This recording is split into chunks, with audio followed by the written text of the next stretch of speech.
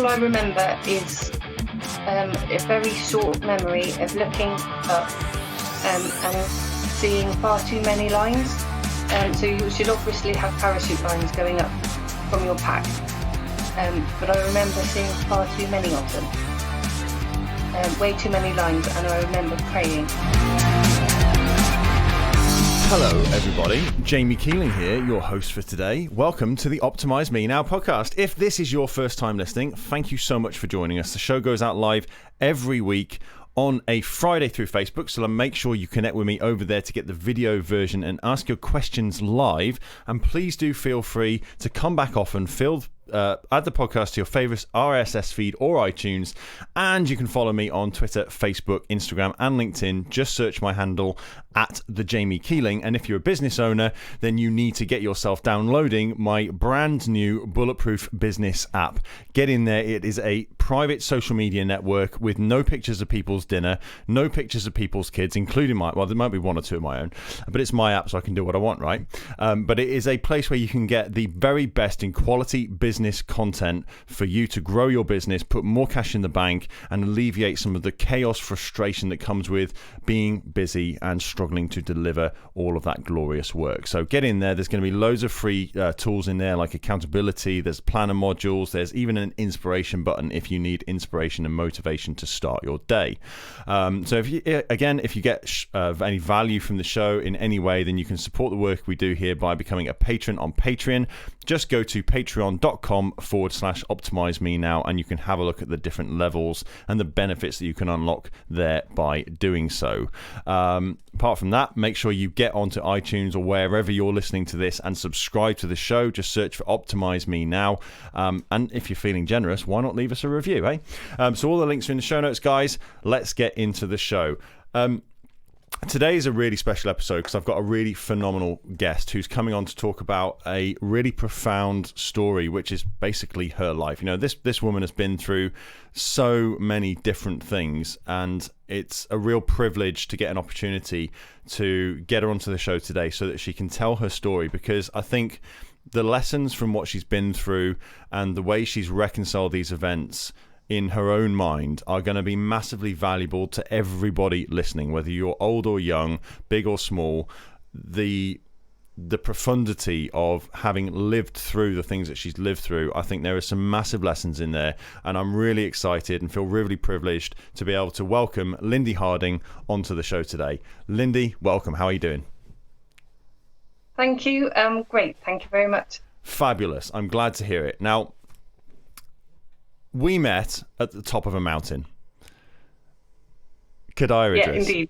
Now, we were out with our hiking group. We had a big bunch of us, and you were out walking on your own. Yep. What inspired you, before we get into the story about you jumping out of the plane and all the other stuff that's been on, what inspired you to be up the mountain that day? I'd just had a few weeks off work. I'd worked so incredibly hard for the last 2 years, and I've had a lot of changes and too much going on, too many changes all at once for the year and a half leading up to that walk. And I was sleeping less and less just to fit everything in. I made myself so exhausted that I made myself physically poorly. I was physically unwell. So I had checks with the doctors, lots of blood tests, and it coincided with heart investigations, which are all great now, by the way. And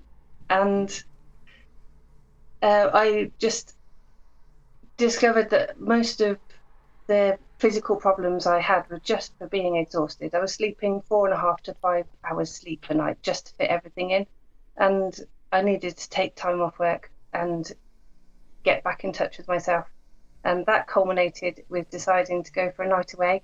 I booked a hotel, realised it was the bottom of Cadair in Wales, and thought, why not? So I packed my walking boots and set off in the morning and met a random bunch of lovely people, yourself included.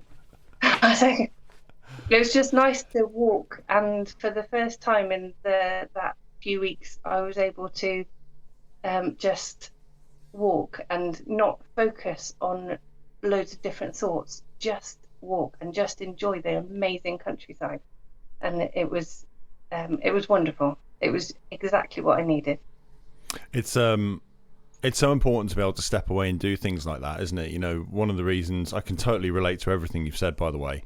One of the reasons we go out and we do that on a regular basis is it is just so liberating to get away from the buzz of everyday life, to give yourself a change of scenery, to put some perspective onto your life and the way you're viewing things, right? Because it's so easy to get lost in the trees when you're in the forest, when you're doing the do and busy doing this, doing that, running all over the place. To go into the mountains like that, and Cadair Idris is such a beautiful place, it just puts everything else in perspective. And one of the things I love about doing that kind of thing is not only that space and getting to put myself through the paces in terms of actually getting up and down the damn things, but it's that perspective, because I can literally hold up my thumb at arm's length and I can block out entire parts of the country, entire mountain ranges. And that, for me, like at that point, I know I'm a tiny ant on the speck of the earth. I'm very aware of that. But at that point, when you're at the top of a mountain like that, and you can literally just eclipse something that's so massive and so huge with such a small part of your body, knowing that you yourself are so small and relatively so insignificant, it just, for me, really puts the challenges and the problems of modern day life into perspective. And the only thing I can really relate that to is the astronomy that I do. You know, when I first started looking through a telescope, and you look up at these galaxies and these nebulae and these double star systems and clusters, and you realize the enormity of it all, how big it all is, and how insignificant this planet is. Never mind our individual problems and challenges. Our planet as a whole is nothing. It's a speck of dust in the grandness of the cosmos.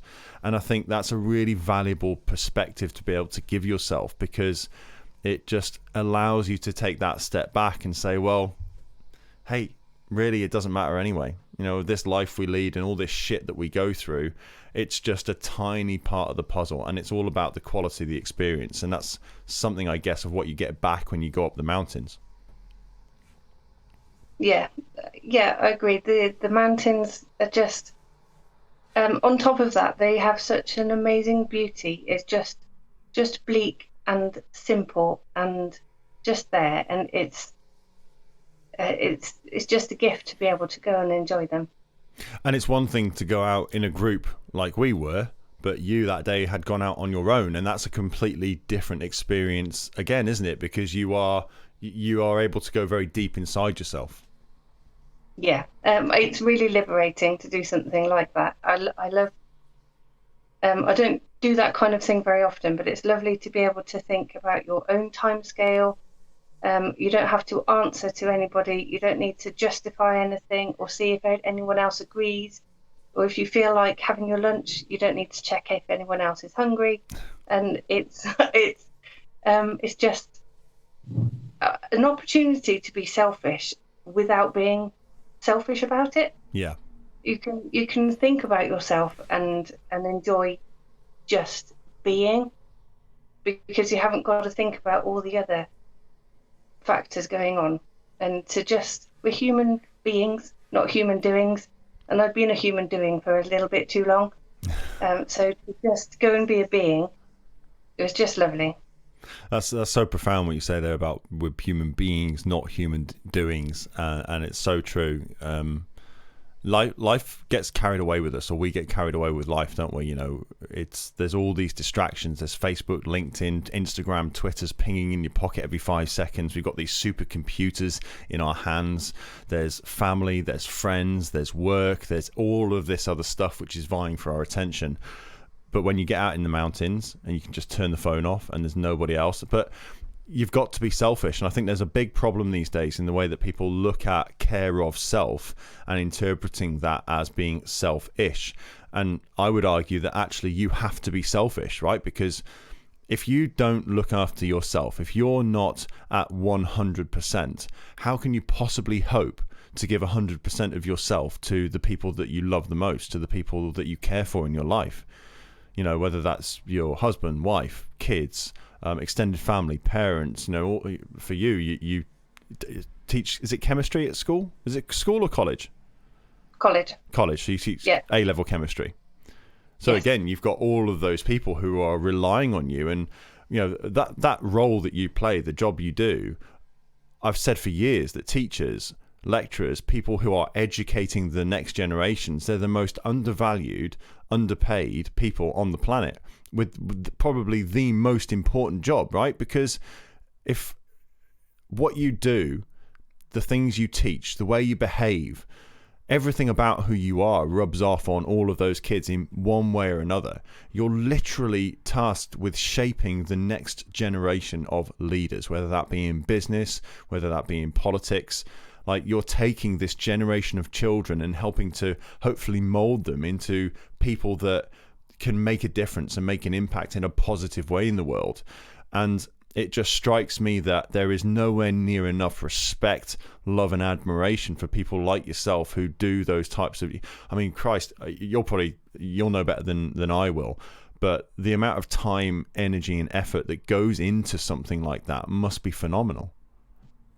Yeah, it's incredible. I do get cross with people who say, oh, teachers, 6 weeks off, easy life. Yeah. But they must be kidding. Really, they must be.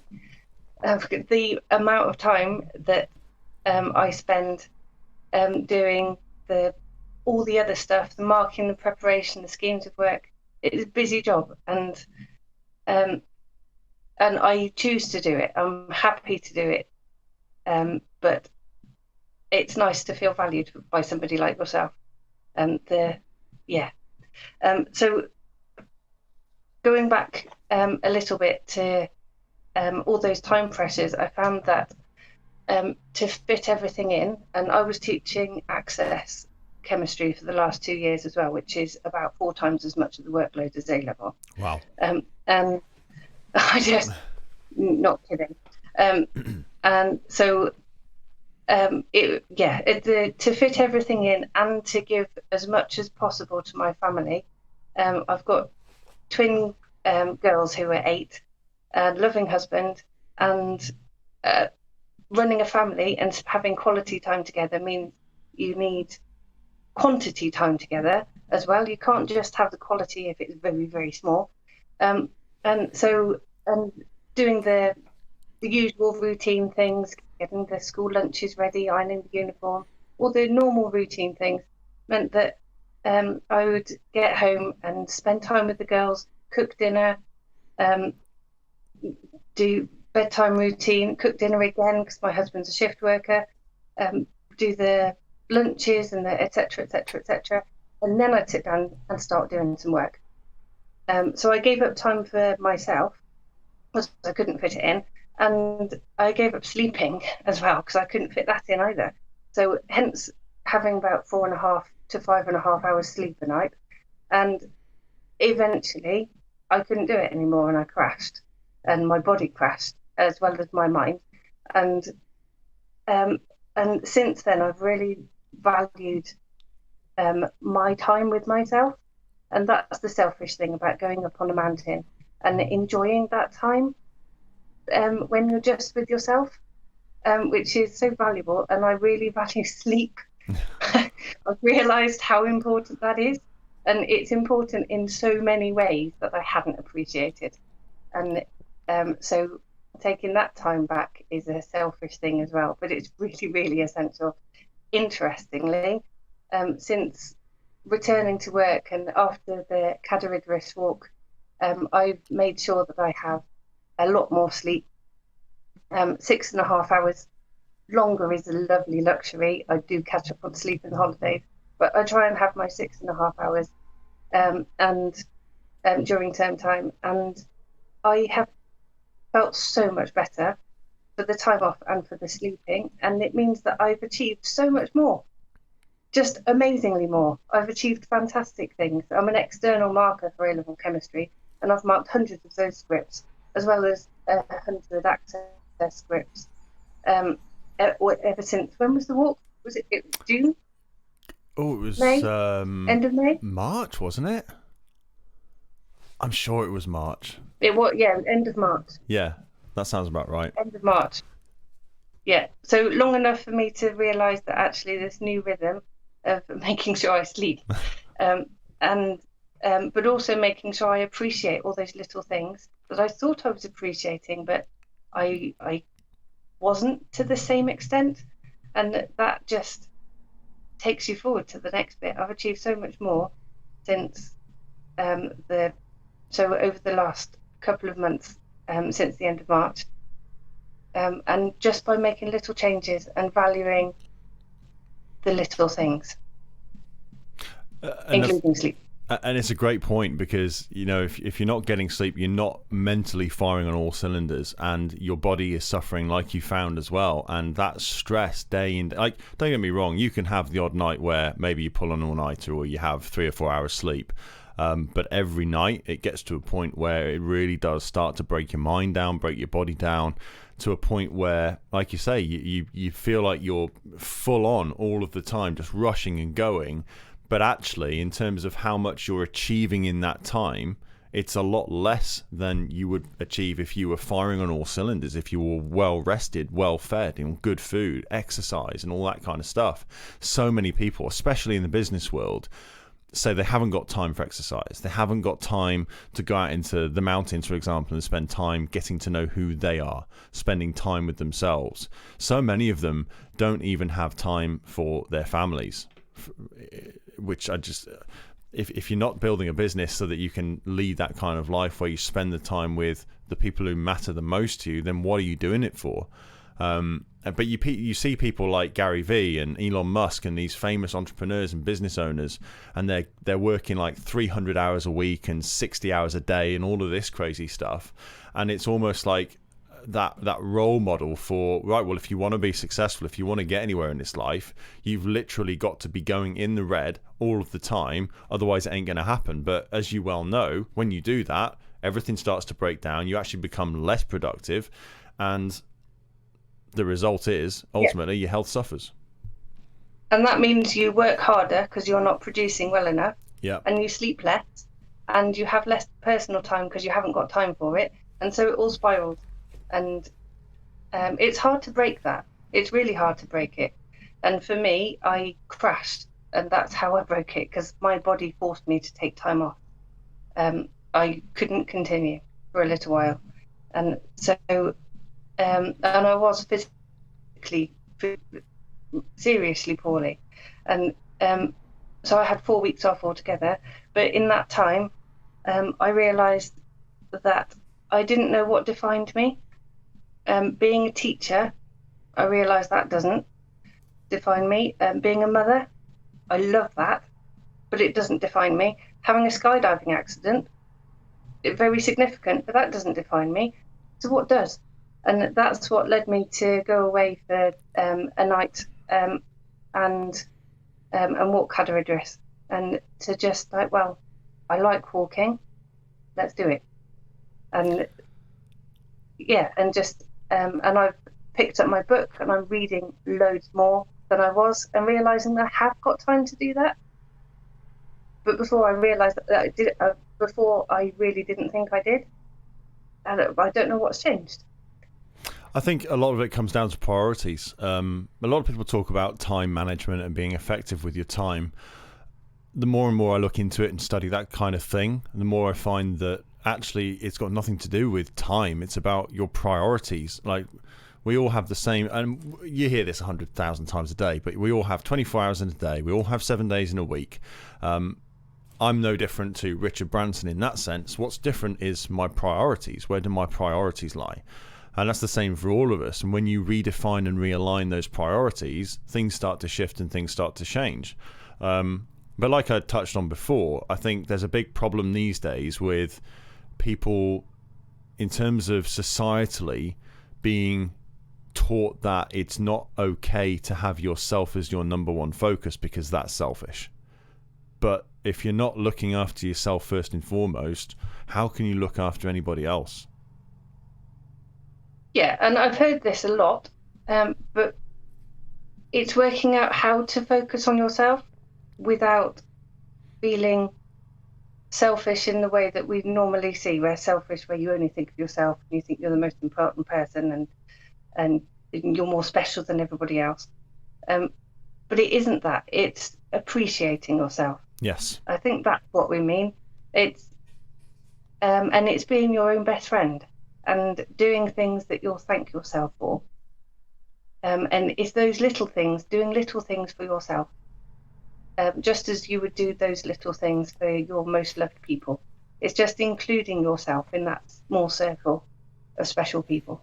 Yes, I love that. You're so right. And it's a great way for people to look at it is, and you can do this with self-talk as well, is when you make a mistake or you fall down or fail in some way. A lot of us, I know me personally, I'm terrible for this. If I fail at something, I'll really beat myself up. It's like, well, why did you do that? You fucking idiot. And but when you look at that and you look at the way you're talking to yourself and think, well, would I talk to my best friend that way? Would I talk to my mother that way? Would I talk to my partner, my kids that way? Yeah, my God, there's no way you would say the things that you say to yourself to anybody who means anything to you in your life, right? So what the hell are you doing?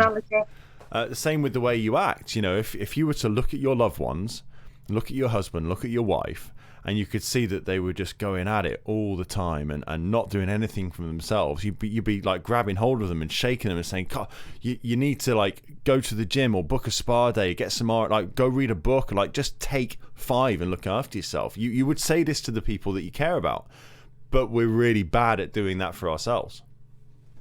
Yeah, totally. Yeah, I think that's.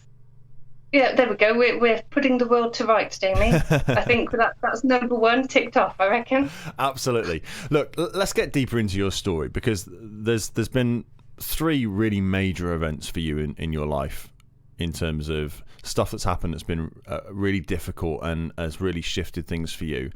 What was the first thing? Where did it all start? It all started when I was 18. I have a younger sister who's 2 years younger.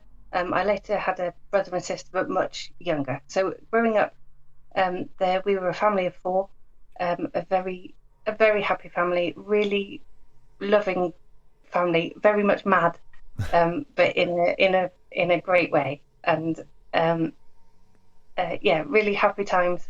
I went to university, and picked a university 200 miles away. I went to University of Hull. When I picked it, I thought it was near London. Geography is not my strongest point. Clearly. But when towards the end of the year, just before the exams were due to start, our mum died unexpectedly. She had a heart condition that nobody knew about, herself included, and so the world just stopped. You can't possibly imagine how enormous that change is, because it meant everything was different. Every relationship, every view of everything I looked at, the impact of everything was all suddenly irreversibly changed. And the one person I needed to talk to and to cuddle and hold me and to help me through that was the person who was missing. And that is impossibly difficult. It's just enormously hard. It's still hard. It always will be. So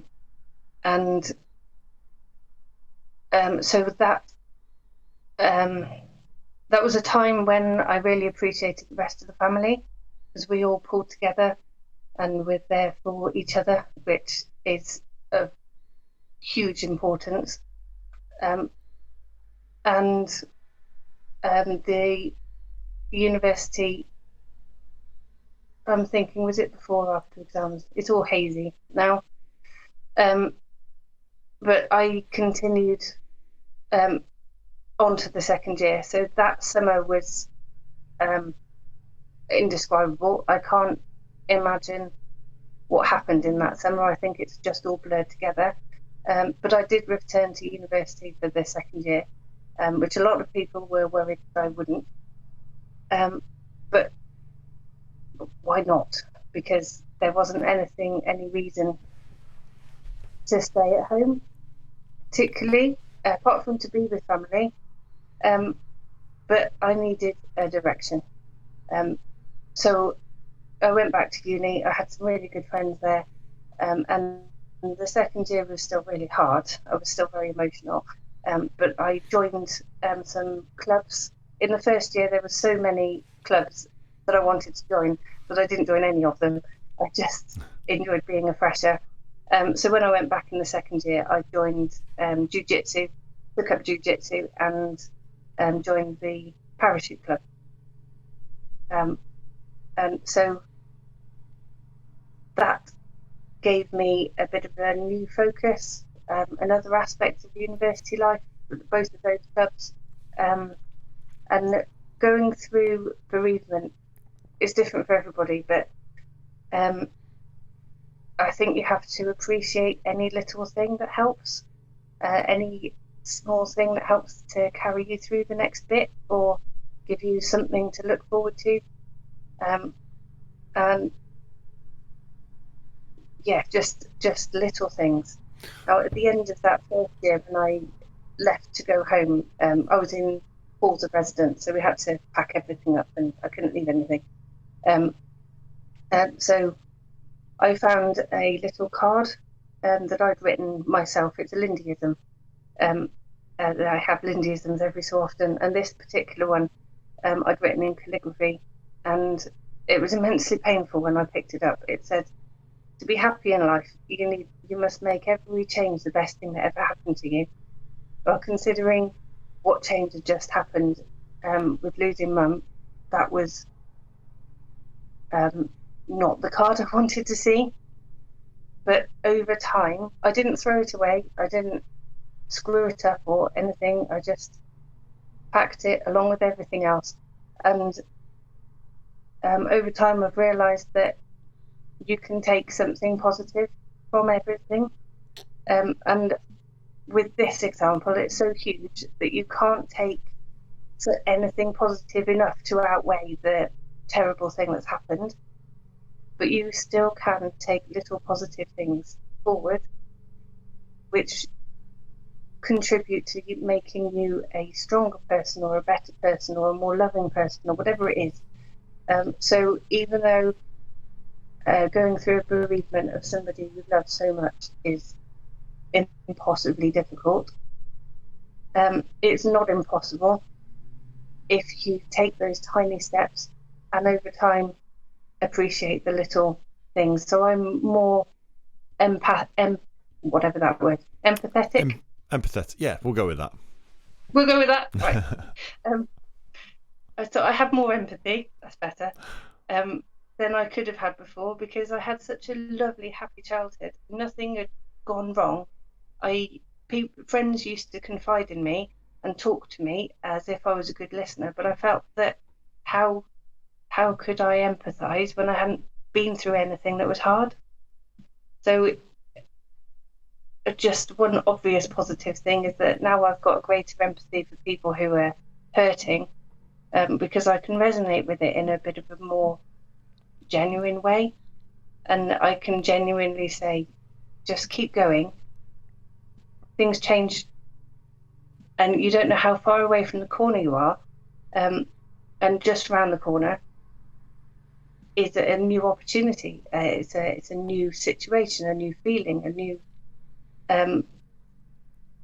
part of your journey. And so just little bits. I know some people struggle so much at different times. We all do. And just to keep going. And when going through bereavement, it was just literally just plodding. It's just a numb feeling. And you can't see past the you can't imagine life beyond what you can see, but you can only see just in front of you. So all you can do is take that one step, and then over time healing does happen. And I still hurt so much, but that's natural, and I've learned to accept that now and to love and appreciate the people around me so much. And I imagine that that's something that never goes away. And I have to say, I've never been through anything that even compares to losing someone like that who you're so close to. And your mum, she was only 41 years old. Is that right? Yeah. Yeah. Yeah.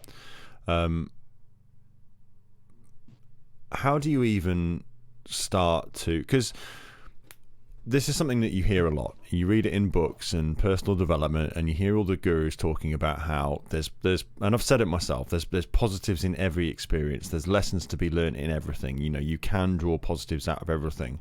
But to actually have walked the walk rather than just talking the talk, these people who just regurgitate what they've read and spout out these nice quotes, for someone like yourself who's actually been through that and reached a point where it doesn't go away, and I imagine doesn't necessarily get any easier, but that you reach a level of acceptance with it, you learn how to coexist with it and start to draw the lessons out, start to see what you can take from that experience that actually you can use to build yourself rather than allowing it to just break you down in despair.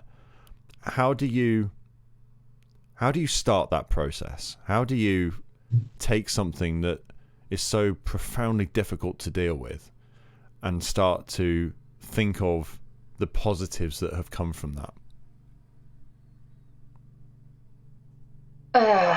I don't know how you start, because the start is so numb and such an alien set of feelings, and it's different for everybody.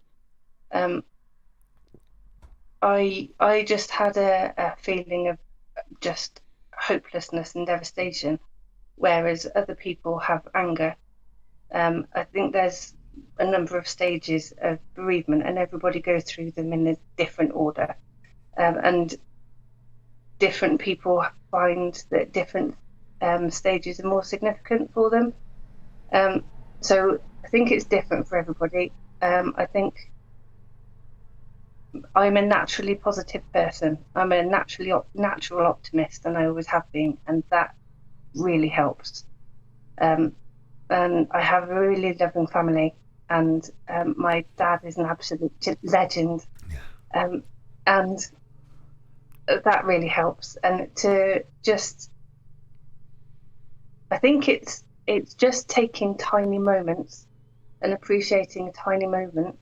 But when it's in the really early stages of bereavement, I found that I felt guilty when I felt happy, because I should feel so terrible because it was such a terrible thing that had happened.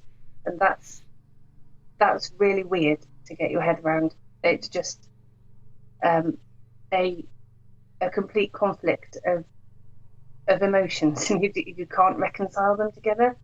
And so I think the only thing to do is to just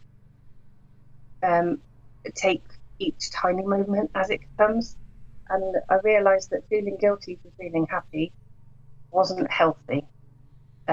So I started to allow myself to smile if I wanted to smile. And in the early stages, that would trigger the emotion that I would smile, and then I would quickly cry, which was a genuine response, I think, probably because of that conflict of emotion.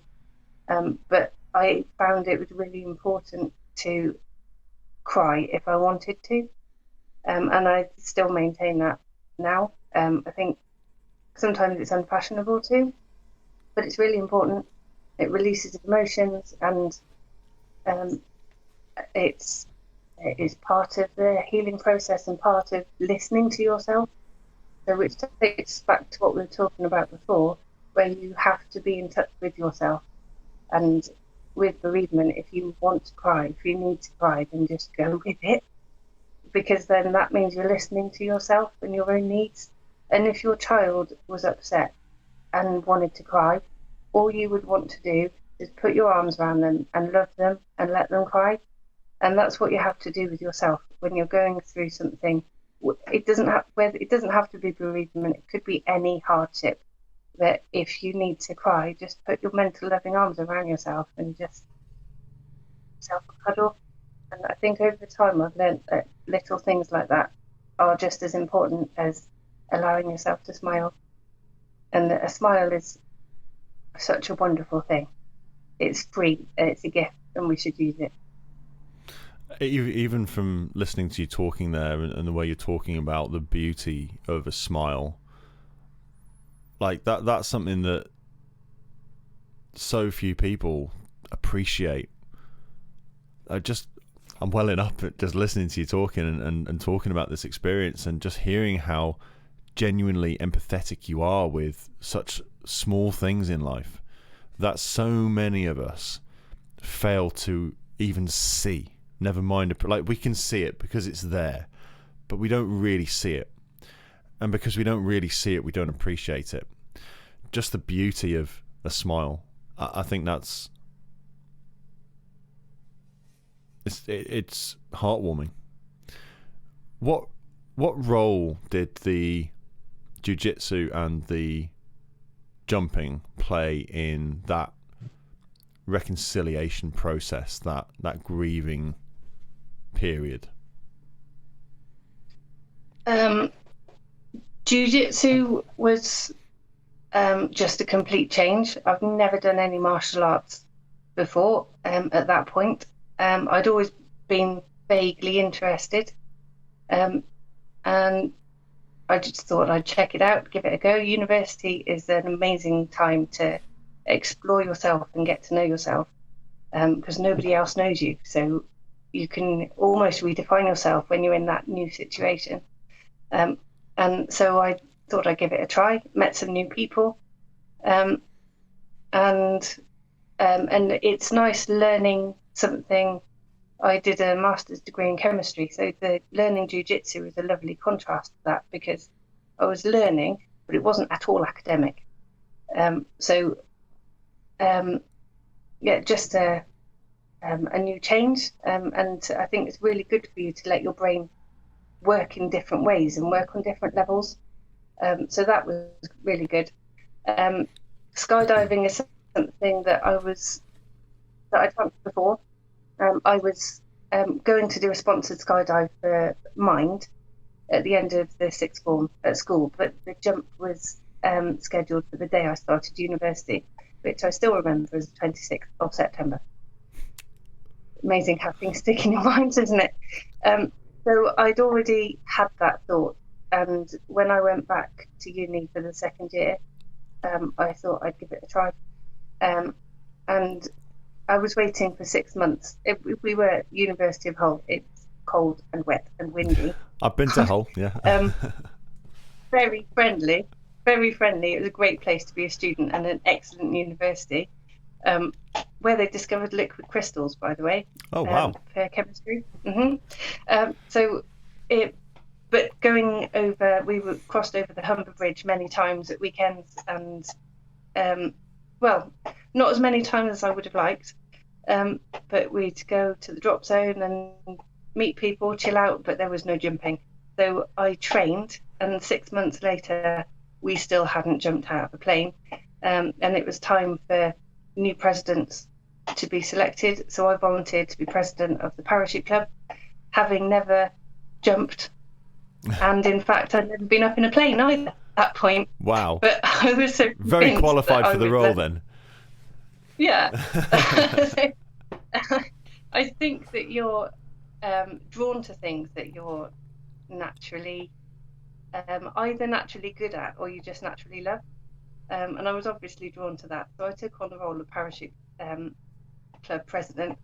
And so my vice president and I organised a lot more trips, and it meant that we eventually did jump, and it was amazing. So we started on static line, which is when your parachute is attached to the plane, so you jump out and it opens automatically, and you have to do a minimum number of static line jumps. Then you progress on to dummy pulls, which is still static line, but you have a handle that you have to pull. So you have to do all the motions of the pulling the parachute. even though it isn't really. It's just a dummy run. So you have to do a number of those well. And so I think the earliest you can free fall is after that. It's jump number 7. But one of my dummy pull runs, I walked into the office just as they were saying, "Oh, we'll put Lyndi Harding up. She's experienced." When I was thinking, I'm not experienced at all. I've only done a few jumps, and they weren't sure whether to put people out of the plane or not, because the wind speeds up really high were really fast. So I walked in to hear that they considered me experienced and they were going to use me as a guinea pig. Not very good confidence.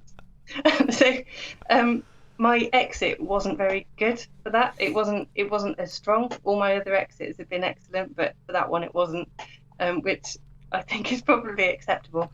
And the wind speeds were indeed so strong that when I faced into the wind, I was blown backwards. Wow. So when I faced with the wind, I covered so much ground so quickly. It was like flying. It was so tempting to just. Wow. But I was a good girl and I didn't. So then I guided it down. And at that stage, you have headphones so they can guide you down. But I loved it. And I loved the different environment and meeting different people. And people who are skydivers have a particular kind of mindset. You have something quite interesting in common between you. And yeah, it was good. I'm glad I did it. And it was nice to have something which none of my other friends from the course did. And we did everything together. We lived together. We studied together. We partied together. But none of them skydived. So that was something that was just for me. And yeah, it was fun. What was it like that first? Because the first jump was over the Humberside Bridge, wasn't it? It was near the bridge. Near the bridge. We couldn't see the bridge in the drop zone. We just, yeah. Okay. Because that first jump was your first time actually being up in a plane, never mind jumping out of a plane. Is that right? So like you were proper, just like, fuck it, I'm going to go for it. Yeah. How did that feel? That when that first time you've been up in a plane, they open the door. How high were you? I think we were 3,000 or 3,500 feet. So you're 3,500 feet in the air. You're basically a kilometre up in the sky. They open the door. Yeah. What is going through your mind at that moment? Make a decision and stick to it, I think. Going up in the plane was exciting for me because I'd never done it before. It was a tiny plane, which means and there's only one seat, and that was for the pilot. So it was really small. So you really feel that you're accelerating and taking off, and you can feel every bumper rattle. So that's quite a full-on experience. And when we were training, they said that they would count to 3 and then say go, and you must go when they say go. Do not hesitate, because you just have to get on with it, because once you hesitate, then you've lost your bottle. Yeah. And that's not a good thing. And it's particularly a bad thing when you're skydiving, because they drop you out at the optimum place so that you can get to the drop zone and land where you're meant to, rather than in a farmer's field or somebody's hedge, or this goes on. So so you need to go when they say, because they know more about when to jump. So you just kind of have to get on with it, and that's something I've taken forward, that you just if you've got a job that you're dreading, I try to start with that job to get it out of the way. For Eat that frog. With the what? Eat that frog. Yeah. Eat the frog. Eat the frog first, and then the tasty cake. Okay. It's a book. It's a book. Check it out. Right. Okay. I thought I'd messed something there. Thank you. Yeah. So, jumping out of the plane, they would just shout go, and you just do. And it's weird watching other people go, because they jump out of the plane and they just vanish, because you can't really see them drop. They just seem to vanish. So that's weird. So yeah, I just jumped under static line. You're under canopy straight away, so then you're focusing on steering the canopy and checking out where you're going and that kind of thing. So when you do a static line jump, you don't get that free fall experience. And there was an element of disappointment for me that it wasn't quite as exhilarating as I thought it might be. Wow. First one. But the second one was a lot more scary, just because you know what you're going to do. Yeah. So the first time was exciting, and the second time it was like, actually, I know what I'm doing now, and it's kind of scarier. So, yeah, possibly even more adrenaline then. So the adrenaline is running, like coursing through your veins. Is it a case that you're just, are you in the zone and just have a blank mind, or is your head going 1,000 miles a minute with what could go wrong, what could go right, and all this other stuff? No, for me, I just in that moment, just focusing on what was happening and what I need to do. And there wasn't any space in my head for anything else. And I think that was a good thing about skydiving, because you have to focus, but you just naturally focus. There isn't any other headspace for anything else, which when you're going through something hard is nice, when you're just taken to a different place. Like a release. Different place in your head, yeah. Yeah. So that was the first couple of jumps, and they weren't tandem jumps then? You were jumping on your own, but on this line, on the fixed line? No, they were static line.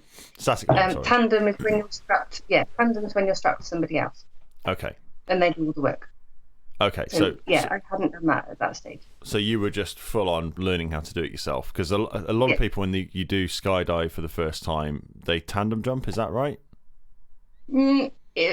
Tandem, people usually do a tandem as a one-off, because you don't need to do loads of training for it. You're strapped to an experienced instructor, and they do all the work.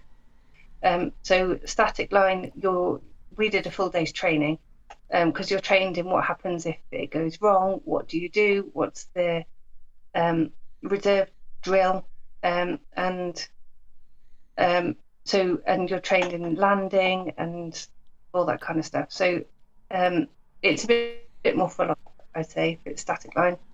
And static line is what most people start if they want to free fall. They'll do static line and then dummy pulls, where they pretend to pull their parachute, and then free fall when you're on your own.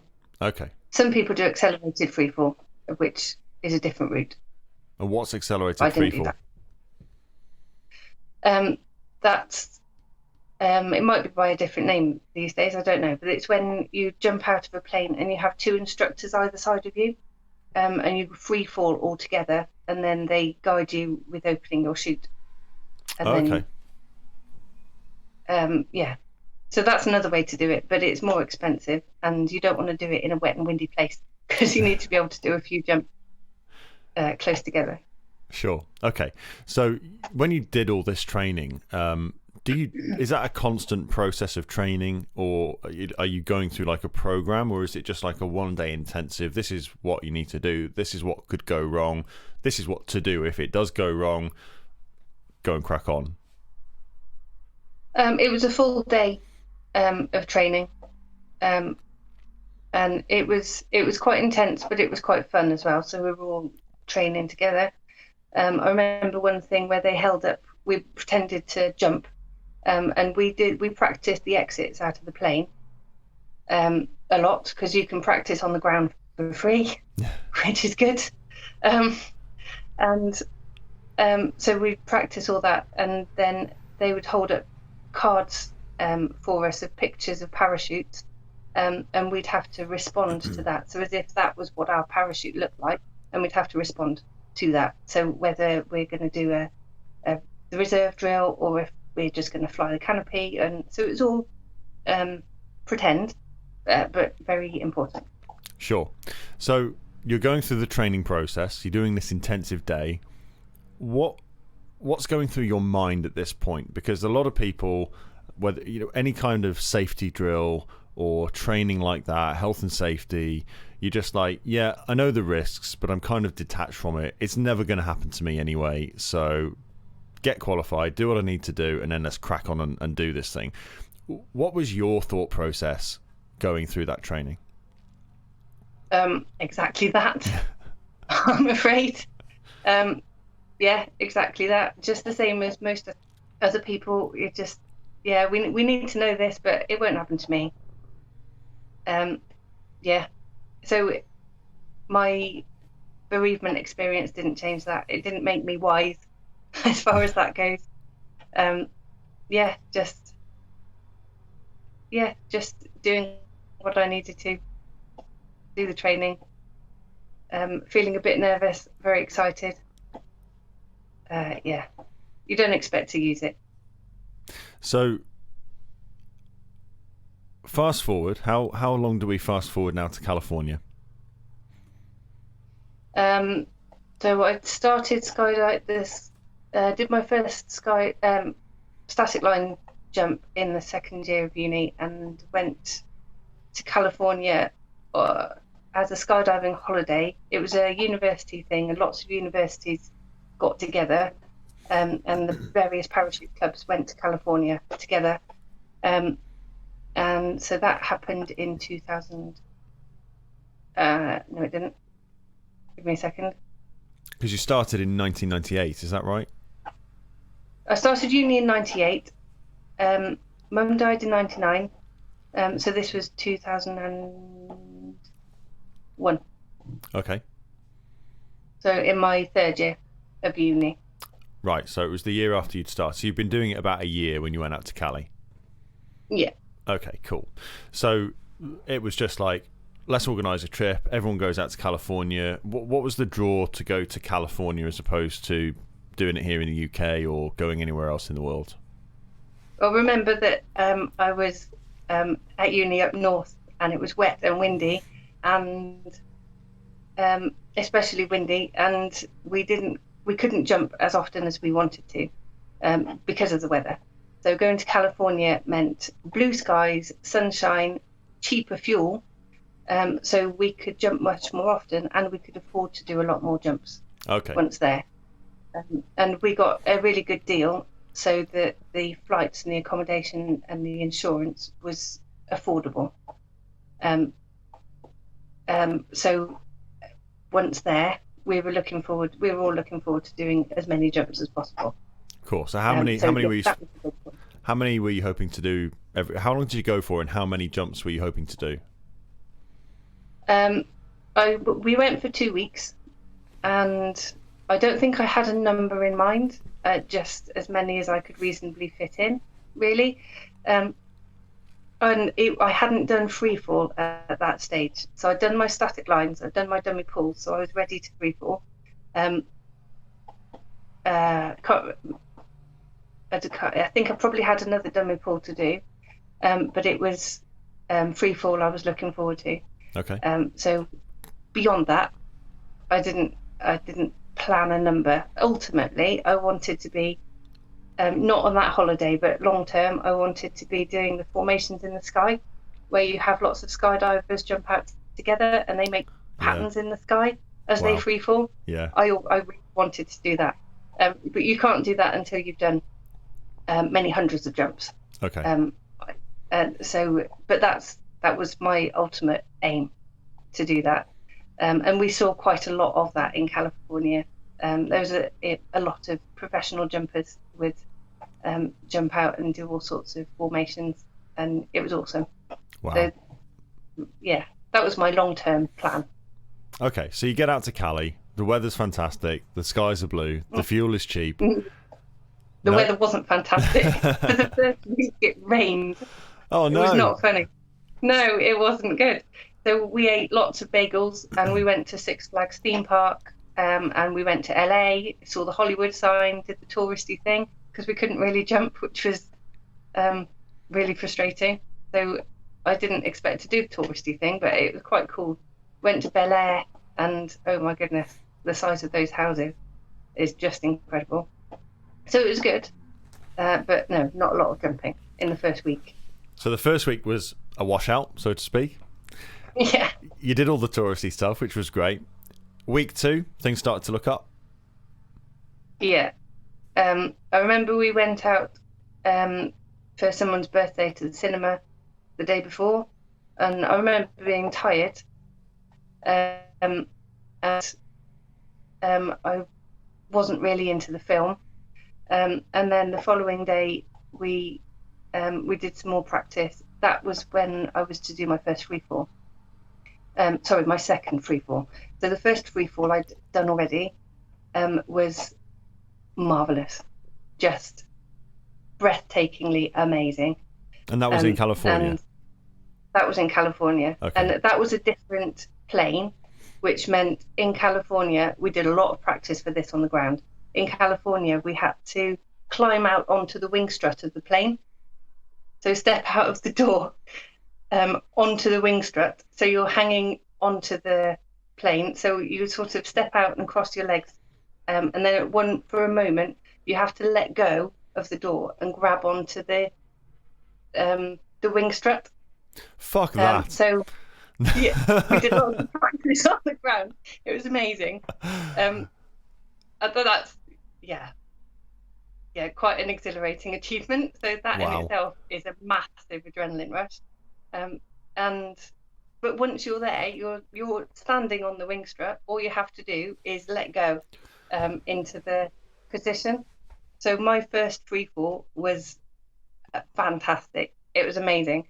And because they were so pleased with me with the dummy pools and things, they started me on 5-second delays.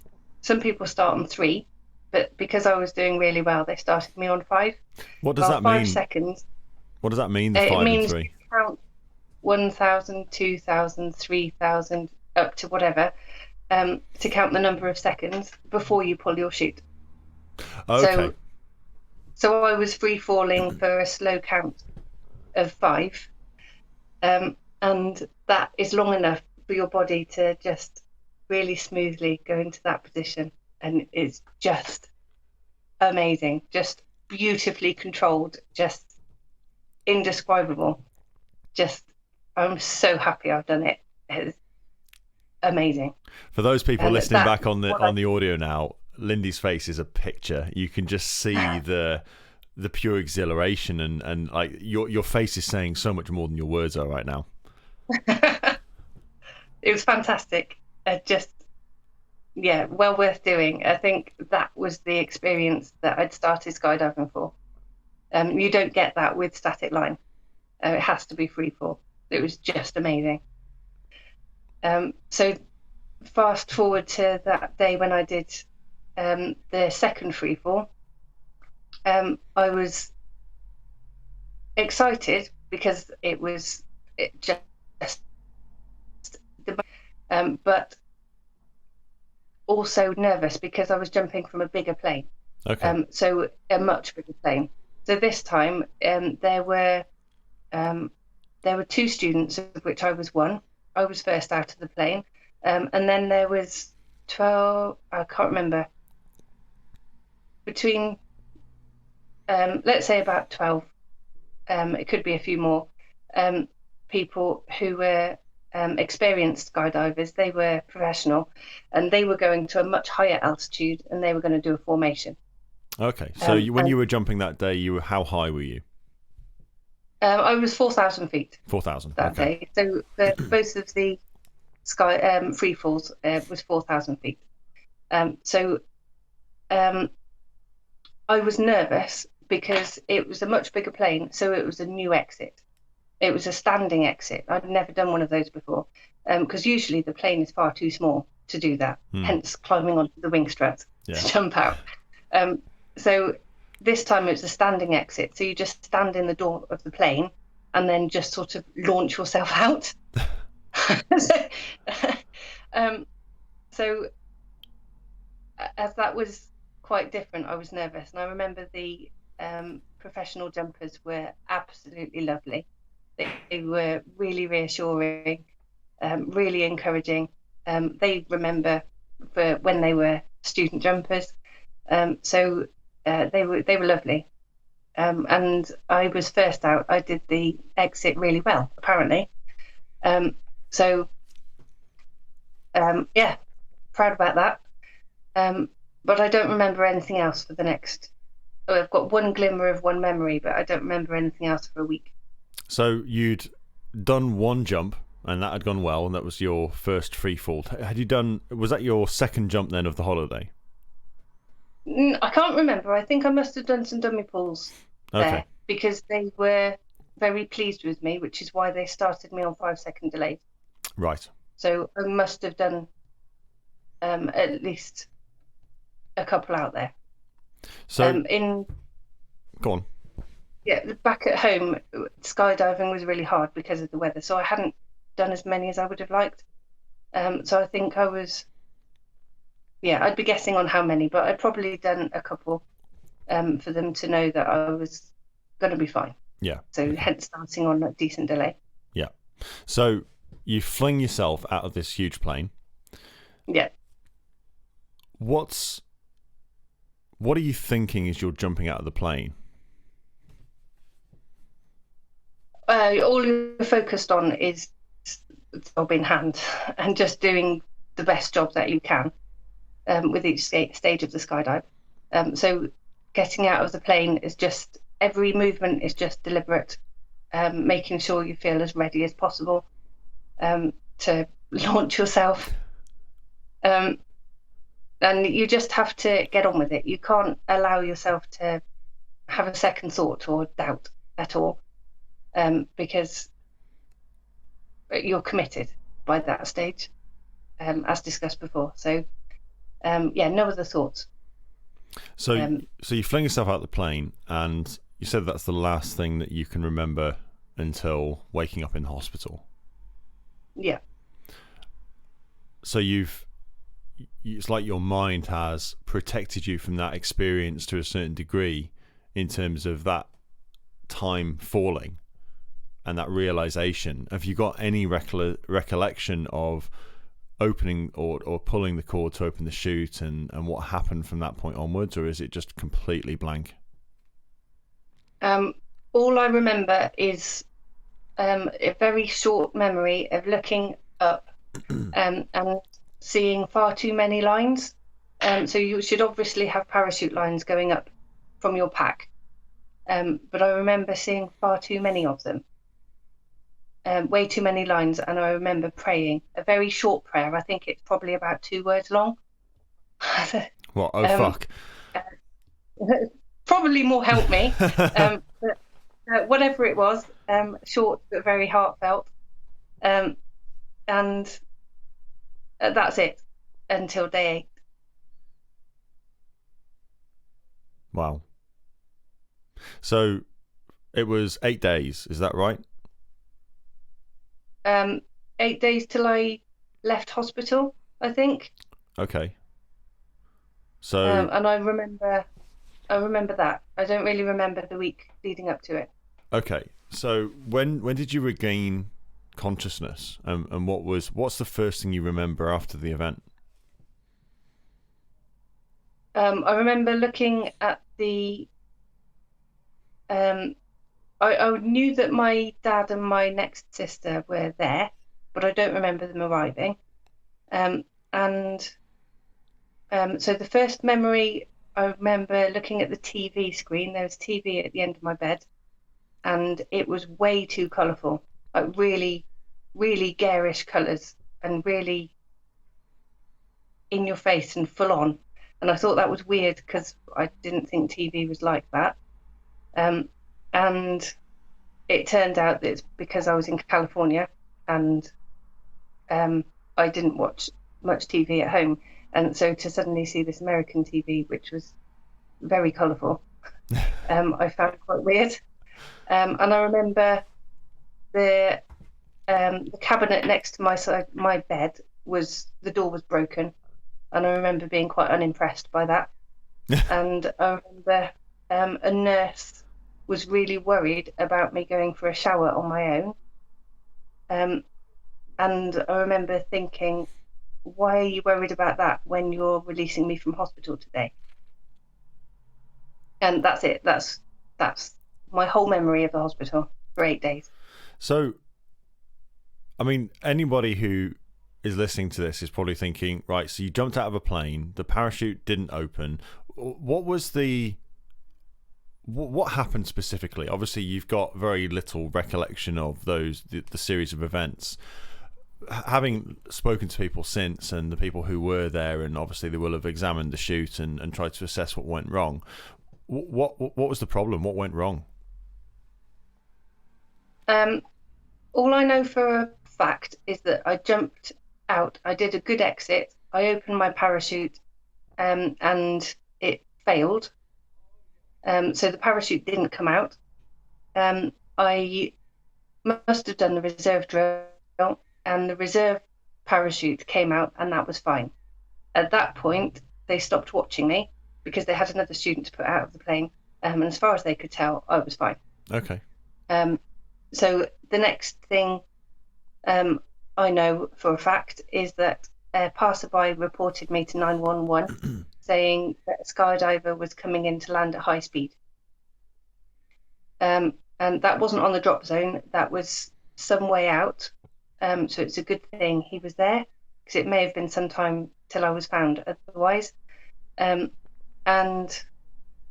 landed on semi-desert, with really, really sandy soil with the occasional bit of grass. Yeah. There was that kind of territory. I also know that when the paramedics got to me, I was still holding both handles, and I wasn't together. I was conscious, but I only told them my first name, Lyndi. So they didn't know my surname. So I was Lyndi Doe, or Linda Doe on my wristband. And I told them that I was 18. No, I told them I was 17. When I wasn't, I was 20. Wow. So, yeah. You can be forgiven for getting a few details wrong after an experience like that, though. Yeah, I don't know why I reverted to 17. I was a year underage for California, but 17 would be a year underage for Britain. But I doubt I was actually thinking that logically at the time. Sure. So the reserve opened. Was that not enough to kind of guide you in, or was there problems with that as well? From this point, it's just the other skydivers, professional skydivers, and particularly our instructors, who pieced together what must have happened. When a reserve comes out, it should, and you do the reserve drill, the main canopy should automatically be cut away. Okay. So that just means it's disconnected. So when the reserve comes out, if the main didn't come out because it was stuck in the pack, then two things can happen. One thing could be that the main canopy didn't release properly, so it wasn't released from the pack properly, and it wrapped itself around the reserve. So that did happen. What should have happened is that it was just released. There's a possibility that I didn't do the reserve drill properly in panic. I can't honestly say if I did it correctly or not, because I can't remember. Yeah. It would be wrong of me to claim that I did everything perfectly, because I can't remember and nobody else was there. So if I made an error, that could have been a factor in the main wrapping itself around the reserve, but it can happen anyway. So I've accepted that there is a possibility it was my fault. But I've also realised that at the end of the day, whether it was my fault or not, it still happened. And I am a firm believer that what happens to you isn't what matters. It's how you choose to deal with the situation that matters. Yes. And that's why we're having this conversation today. So whether it was in any part my fault or completely bad luck, or luck of the draw, or a badly packed shoot, or it could be any number of reasons. But the reason it happened isn't really the point. It's how I've arrived at today that matters. Yeah, absolutely. So you go through this experience and you leave the hospital 8 days later. Were you ever in a coma or unconscious for a period of time, or? I'm sorry, can you try that again? I Yeah. didn't hear the audio then. Yeah, sure. So I was just asking, were you ever in a coma as a result of it, or unconscious for a period of time? Or you mentioned you were conscious when the paramedics found you. Did you then go into shock? What was? I appreciate you can't necessarily remember personally, but what are the reports from others who were there? Well, I know that the passerby mentioned that I had a tangle above my head. So I know that the two parachutes were entangled with each other, which is why I wouldn't have been able to steer it. I'm sure I would have tried, but it wouldn't have been possible. I may even have gone into a spin, which is dangerous. And I landed hard on my left side. So the whole of my left side was badly bruised. So I couldn't walk properly for a while. It was a lot of pain. And my elbow went into my ribs, so that it fractured 2 ribs, and that punctured a lung. So it punctured my left lung, and that's very dangerous. Yeah. So that's a pneumothorax, which it always feels strange to say if I have to have a checkup at hospital or anything, any medical issues. Yeah, I've had a pneumothorax. It doesn't seem relevant to me. Maybe because I can't really remember, but I'm always told off for that.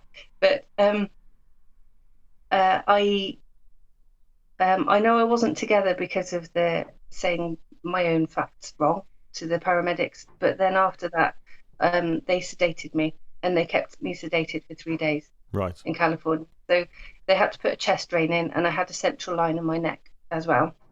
And from what I understand, I was a bit of a pain and kept on trying to pull out the cords. I probably didn't understand why they were there. Yeah. And because I had no short-term memory at all. And so I think they probably kept me sedated partly for an easier life so that they could treat me without me interfering. But it does mean that I would show that I had a bit of fight about me, even though I don't remember it. I must have had some fight, and I know lots of people in the medical profession, and it seems to be that if you've got some fight about you, then you've got a much better chance of recovery. So that's a good thing. My dad and my sister flew out to California. Dad didn't even have a passport. He had to arrange that. And Ali said, well, I'm coming too. And so they came out to California and apparently jumped out to surprise me. And I just went, oh, hello. So it's because I didn't know I was in California. I didn't know what had happened. And I had no short-term memory at all. And so Ali kept a record of all the ridiculously funny things that I said, which says a lot about her. And she was fabulous. She really kept me going. We've always been close. And it's lovely that she could take the mickey out of me, but in such a loving way. Yeah. In a way to make all 3 of us smile, I think. But yeah, I had no memory. So I must have hit my head quite hard. I had brain contusions, which obviously the cause of the memory loss. And I hit my head hard enough to break my goggles, which I'd only just bought. They were brand new. So I'd obviously impacted at a high speed. I love how you're annoyed that you'd only just bought them and they were brand new and you broke them. Yeah, and they cut my favourite T-shirt off me as well. Oh. So, I know, but it's funny that at that stage I had no idea of the trauma my body had been through. So you just focus on the little obvious things, and that's really stayed with me. Those two things. So And they gave me my earrings back in a biohazard bag. in a biohazard I bag. remember that. Hmm. Wow. Why? I don't know. Yeah, I've got no idea. Fair enough.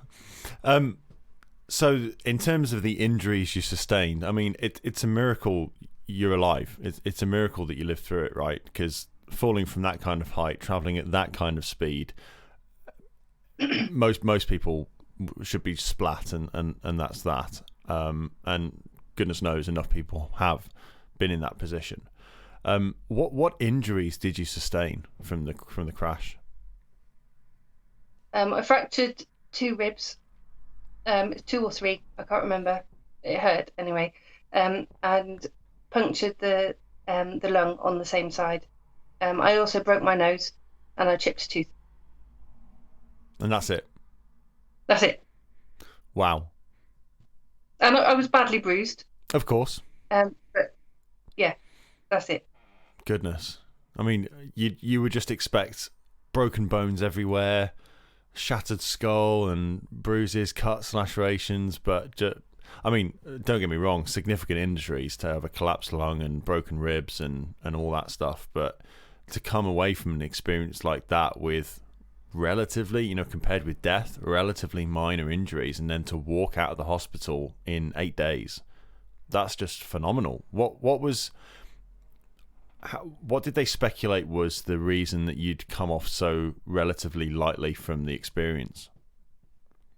I think I just defied all medical expectations at the time. And on my insurance, a doctor from England flew out to California to fly me home. I couldn't fly home for 3 weeks because of the punctured lung. Yeah. And so you can't cope with the compressed cabin until you've healed enough. But when he came to the hotel to collect me, and Dad and Ali were still there with me, of course, and I walked to him, and he was amazed. He expected me to be in a wheelchair in a much worse way. But I was walking by then. I couldn't walk very far because the punctured lung and broken ribs are incredibly painful. So I couldn't, and the bruising meant I couldn't walk very far. I'd get very out of breath and things. But yeah, he was flabbergasted. He was, and so we were flown first class or business class. I don't remember. And Ali had an upgrade, so she was with me. Not Dad, bless him. So that must have been hard for him.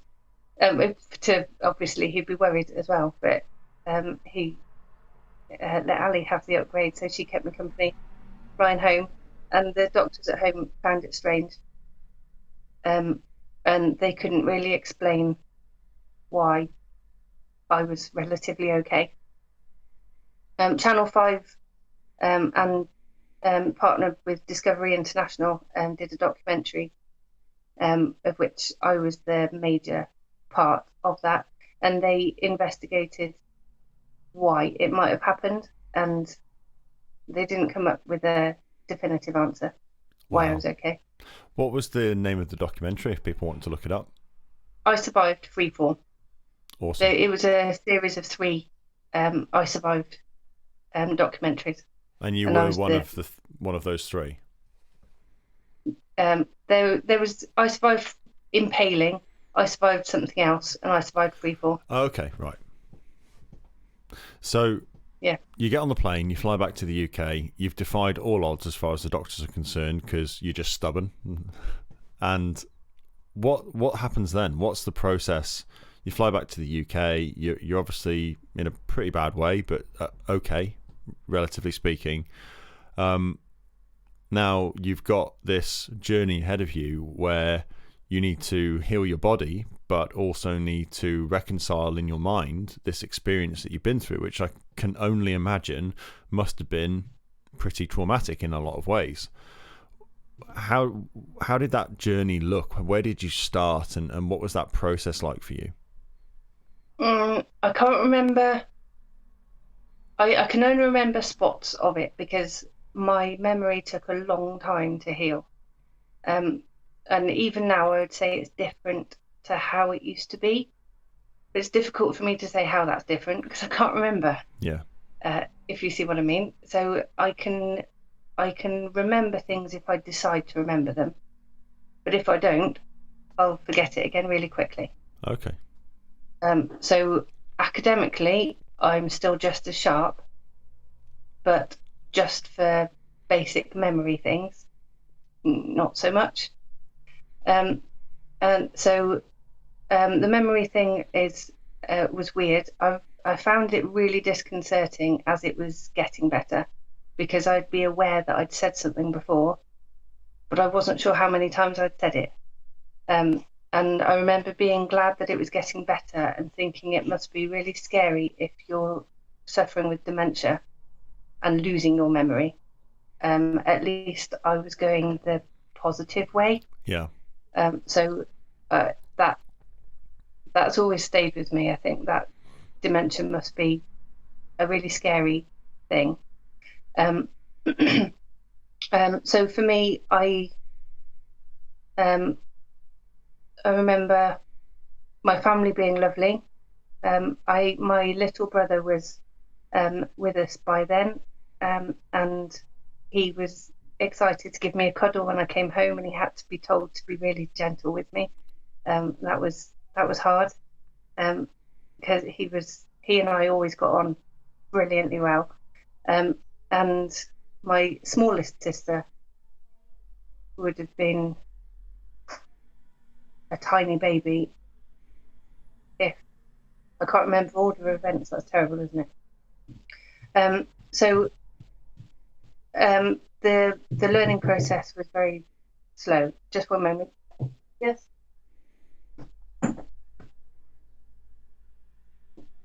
Not yet.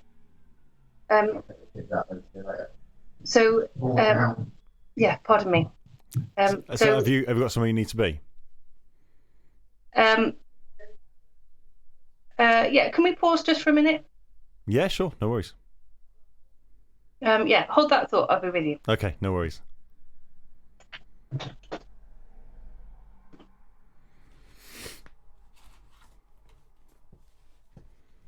just going to hold the live feed on my own.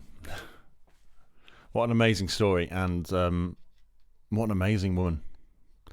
Amazing insights, and you can see, for those of you watching the video, I think it's really plain to see how profound this experience, all these experiences have been for Lyndi. And even though they've been really difficult to go through, I've actually left her with some really profound learnings and lessons that have changed completely the way she views life. And I think that's just beautiful to see. Hello. All good? Hiya. Yes, all good. Do we need to wrap up soon, or are you good? So yeah, we'll wrap up soon. Okay. So we're going on a picnic, which is okay. Yeah. So I'm infringing on picnic time. I do apologise. So what question were you at? Yeah, the process of recovery.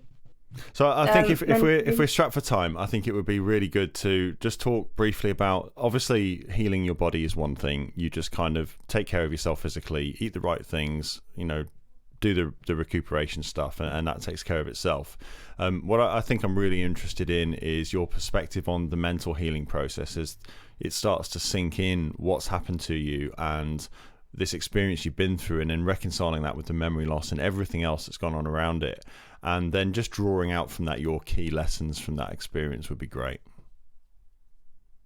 I remember focusing on just one aspect of myself at a time, just being humble. I remember really focusing on that, and not allowing the ego to ever be too big, and I remember finding it really hard that we'd lost Mum, and yet I'd survived this terrible accident, and why was I still here, but she wasn't, and that was really hard. I found that I wanted a life purpose, but I didn't know what it was. And I thought that perhaps over time, I thought perhaps my life purpose was something I wouldn't actually ever know. Maybe it's not this big exciting thing. Maybe it's just smiling at somebody at the right time when somebody just needs that smile. Maybe it's as simple as that. And maybe when I've done that purpose, I might not even know. And that just carried me forward to think, actually, it just being and just being me is all I can do. I lost my confidence as part of this skydive, and I lost my confidence in my intelligence ability. I thought I was stupid. I thought I was thick. I don't know why I thought that, but I really strongly did. And yet I was studying a master's degree in chemistry, but I didn't think I was clever. I just thought I was academic. And I saw those as two separate things. The doctor who flew out to fly me home, suggested that I took a year out from uni to let my brain heal. But that would mean that all my friends would have graduated, and I didn't want to do my final year on my own. So on the 1st of July, I started revising my exams. They said I could take my 5 exams at the end of August, and as if for the first time, because the accident happened in April, we were meant to take the end of year exams in May. Right. I couldn't even remember being in the lectures, but I started revising, and when you have very poor short-term memory, you also have very poor concentration span. So the longest I could concentrate for was 2 minutes. Wow. I'm not exaggerating at all in that. So I tried to learn one thing. You can learn one thing in 2 minutes. And when I came to do my next revision session, I would try and remember my one thing and add one more thing. And by doing that, I built up the knowledge. I wasn't revising, I was learning, because I couldn't remember the lectures at all. And over the course of July and August, I built up enough so that I took the 5 exams and I passed all 5. Continued on to my final year. That is phenomenal. Thank you. It just shows such tenacity and resilience and deep commitment. I think there's so many lessons, even in that last couple of minutes there. There's so many lessons for people to take away from that. Just learn one thing. Just do one thing. Just baby steps, and just keep building on those baby steps. And that's how you produce those big results, right? Because it's not about going and doing the big things and big thing after big thing after big thing. It's just like, do a little thing today. I often think of it as a game of chess. I remember Dad teaching Ali and I to play chess, and when we were learning, we didn't know what to do if we couldn't take a piece, and he taught us to do little movements to build up towards checkmate, and the little movements don't result in the final outcome, but they just build. And that's what I did with the revision and learning. And so it applies to all sorts of things, and in all sorts of goals and aims, and just do little things, little steps, but make them count. I love that. Have you jumped again since? Yes. How many 7 times? years later, just once, but 7 years later, I did a tandem skydive. Wow. What was that like? Just very briefly, I know you need to get away. What was that like going into that, having been through that experience previously? That was the scariest thing I've ever done, because I knew I needed to do something because with losing my confidence, I'd become very timid. I just had a timid feel about me with everything. I could do my job. I was teaching by then, um, but there was just something that just wasn't right. And I knew I needed to do something big. Um, and so I eventually settled on doing a tandem skydive. And the newspapers got to hear of it. They were all very excited. They were going to put out, they had reporters there with me. They were going to put skydivers out next to me with plumes of coloured smoke, and it was all going to be very exciting. But it was in Britain and it clouded over and we couldn't jump. So we all went home and had to reschedule. And when I went home that night, hoping to jump the following day, my husband was on husband to be. We were due to get married 6 weeks later, and he was on nights. We were living together. There was nobody else at home, so I was on my own, and I suddenly realised that this could be the last night I spend at home. My nan had said that you don't do that again. You don't tempt fate. You don't. When you've had a lucky experience, you don't tempt fate and do it again. And I really thought, well, what if she's right? What if this is my last night alive, and my husband to be will never get married and we'll never have children? And that's when I felt the fear. That's when I realised what I was doing, and I think that's when I realised the enormity of what had really happened, because it could happen again. But I also knew that I needed to do that. So I felt the fear and I did it anyway. And that was the biggest release ever. It's enabled me to embrace life in a bigger and better way than ever before. That's beautiful. I love it. Your story, when we met up Kadira Idris and we had a really profound conversation as we were coming down there, I just remember being really touched by everything that you'd said and what you'd been through and your outlook and perspective as a result of it. And I'm really grateful that you've taken the time today to come on here and talk very openly and very honestly about that experience and the lessons you've learned. I think it's massively, and I know it's been massively valuable for me, and I know that it's going to be massively valuable for all of my listeners on this show as well, and everybody who's watching on Facebook. I'm conscious of wanting to be respectful for your time, and obviously you've got a family outing to go to. I usually ask 3 questions just to round off the interview, and it feels like there's so much more that we could talk about here. But I'd just like to ask you just one question before we close things off and I let you go and get on with your day. You've been through so much and you've learnt so much as a result. If you could impart just one piece of advice on your daughters, if you could just tell them one thing and they would take that and carry that with them for the rest of their lives, what would it be?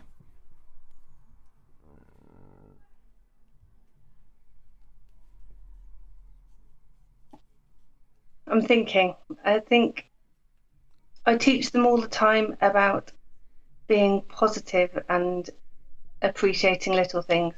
And on a really rainy day, we look for the beautiful things that wouldn't be there if it wasn't raining.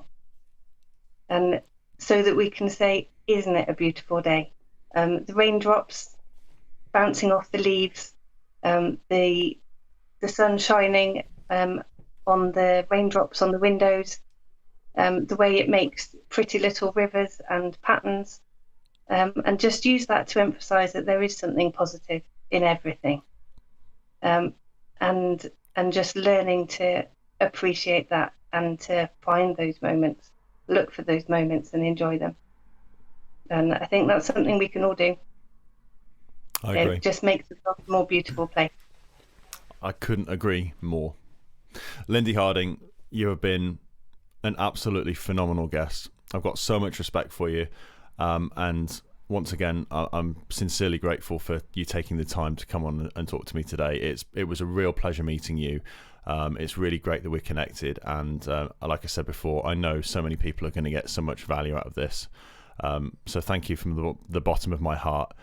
Please stay in touch. Have an absolutely wonderful picnic and weekend, and I look forward to speaking to you again soon. Thank you so much, Jamie. Thank you, everyone who's watched. Lots of love to all. What a phenomenal conversation. It's so amazing to find people who have been through so much, and in so many ways have so many reasons to just let life get on top of them and let it affect the core of who they are in perhaps not necessarily such a positive way, but who come out of those experiences with this deep understanding of their place and what it means to be human and what it means to be alive, truly alive. And it's not about the stuff. It's not about the money. It's not about the things. It's always about how you perceive it. It's always about what you look for. To be able to see the beauty in a raindrop. To be able to take a moment to really see a smile. To really see it and appreciate it. To take the time to just give with love. To be grateful for everything that we've got. To be grateful for the people in our lives. It's something we don't do enough. Any of us. Any of us. We've all got friends, family, mum, dad, brothers, sisters, kids, cousins, or a combination. And it's so easy to let life get in the way.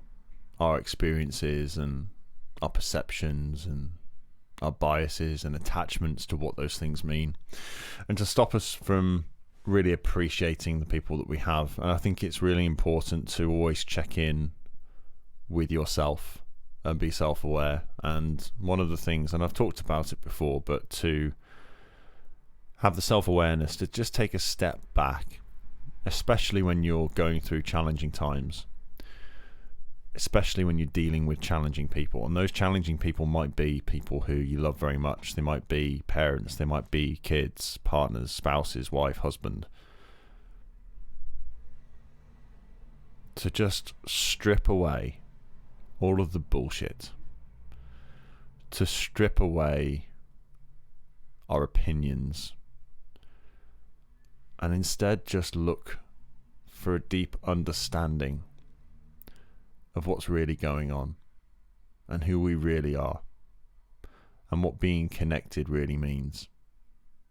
And look, sometimes there are people who you deeply love, or you have deeply loved, who don't serve you, who are a negative influence, a drain on your energy, on your time, and don't bring anything positive into your life. And for those people, it's okay to cut loose.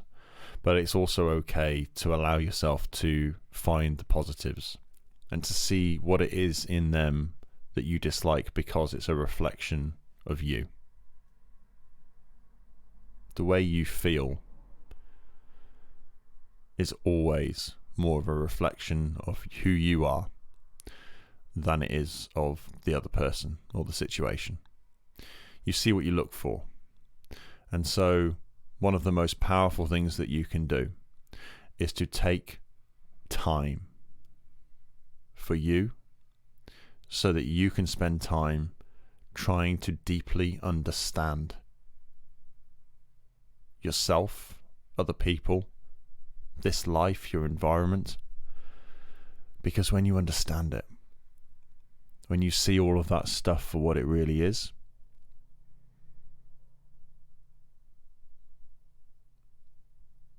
it's then very easy to be extremely overwhelmed with gratitude for all of the amazing things in this life. Now, not all of us have lost parents like that. Not all of us have had a near-death experience. But it's fair to say we've all been through our own fair share of shit. But really, it's not that shit that's the problem. It's the way we hold on to it. It's the way we choose to perceive it. What it means to us. The meaning we give to it, rather than approaching it with love, gratitude, and an open mind, like a blank slate, and asking, what can I learn from this? Where's the beauty? Where's the lesson? Because it's there. When you look at death, it's very easy to see death in solidarity, to see it just for what it is on the surface, the end of life, a whole consciousness wiped out. But when you understand it and when you see it for what it truly is, you see that death is just one small step in a cycle, in a process, the circle of life.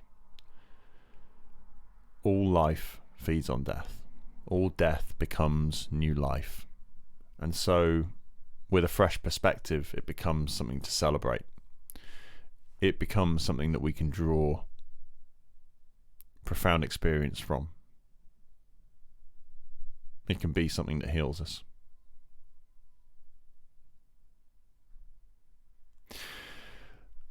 I can't even begin to summarize everything that I've taken from that conversation, and indeed the conversation we had up on the mountain there when I first met Lyndi.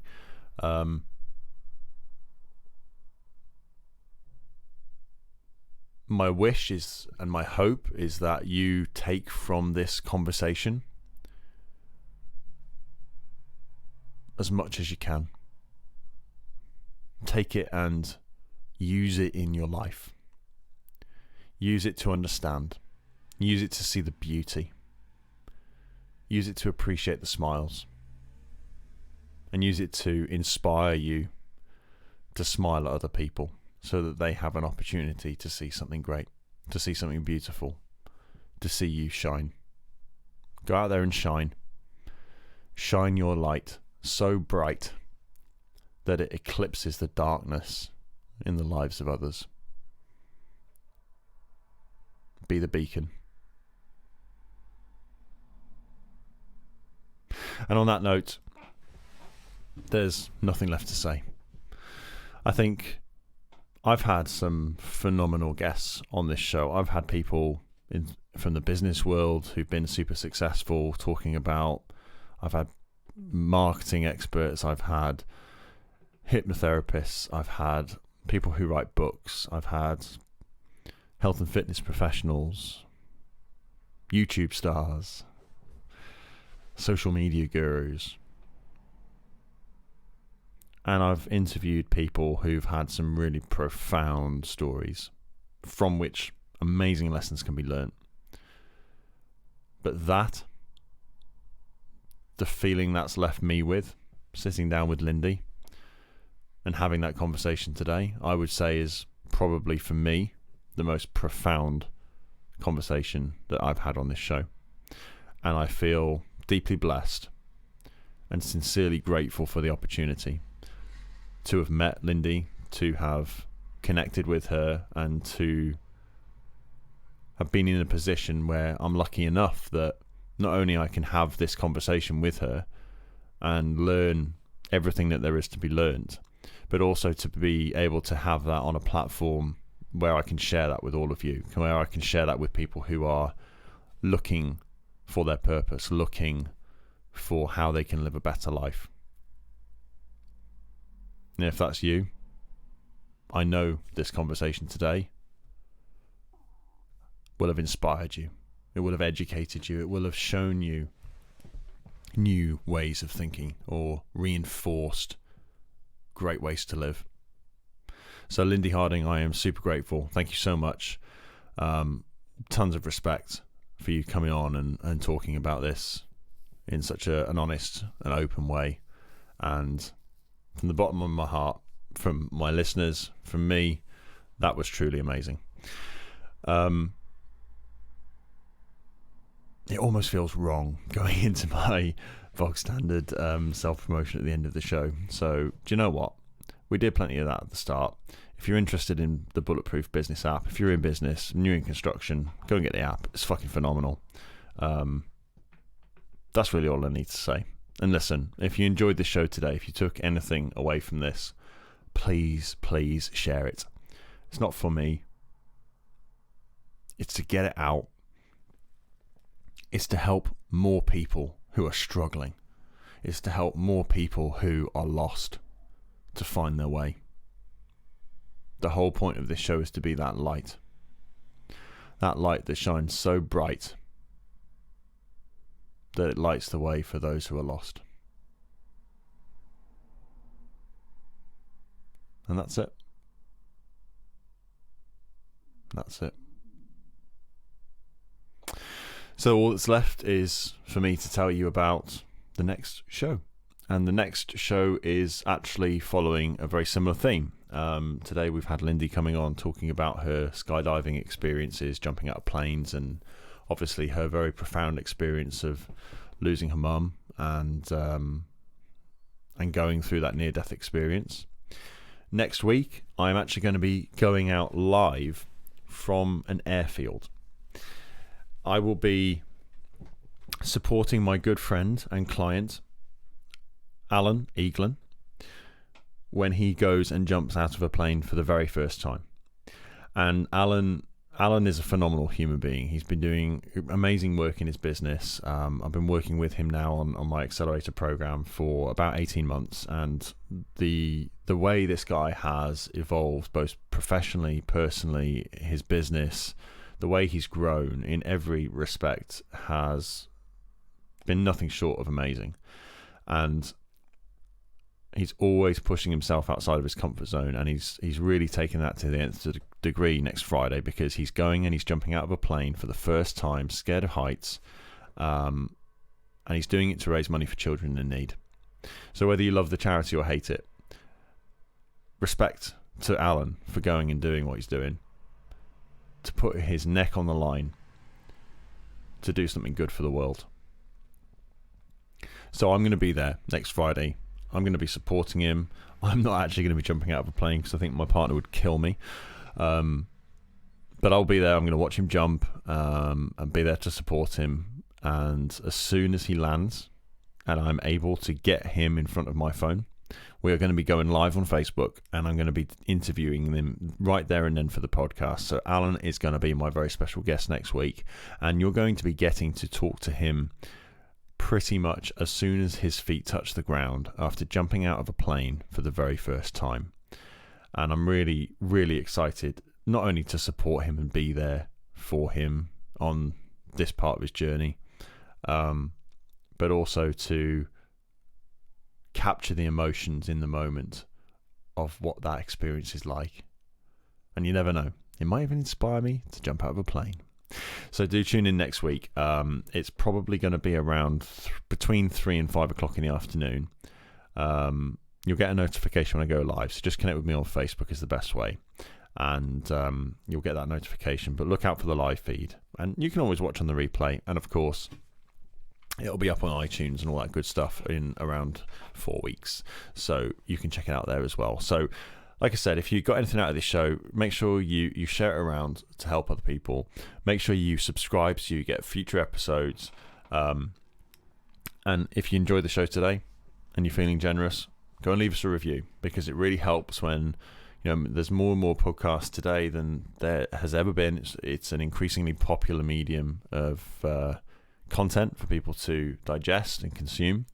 And as such, as the market gets more and more saturated, it's getting harder and harder for people to find the stuff that they're looking for. So when you go on and you leave reviews about the show and what you took from it, and your thoughts and feelings around the content and the guests and what we do here, it really just helps to lift the profile so that it can get out to more people. And also, when people come across it, they can read your reviews and see what you thought. Not me, because that's not really important. What's important is how this is serving you and what you take from this and the difference that makes in your life. And so that's really what I'd love for you to share, is if you get a minute, go and subscribe to the show, bit.ly/Optimize Me Now podcast. Subscribe to the show and leave a review, and that would be super awesome of you. So that's next week. Alan Eaglin, fresh out of jumping out of a plane, he's going to be coming on the show. It's going to be between 3 and 5 p.m. So do tune in. August the 2nd of August. Oh dear, you can tell it's the end of a very long, very hot week. So that is it for today, ladies and gentlemen. I hope you enjoyed and got as much out of that as I did. Thank you for your continued support. Thanks to everybody who tuned in today, and for all of you who download this and listen on the replay and the audio version. Until next time, be awesome and stay optimized.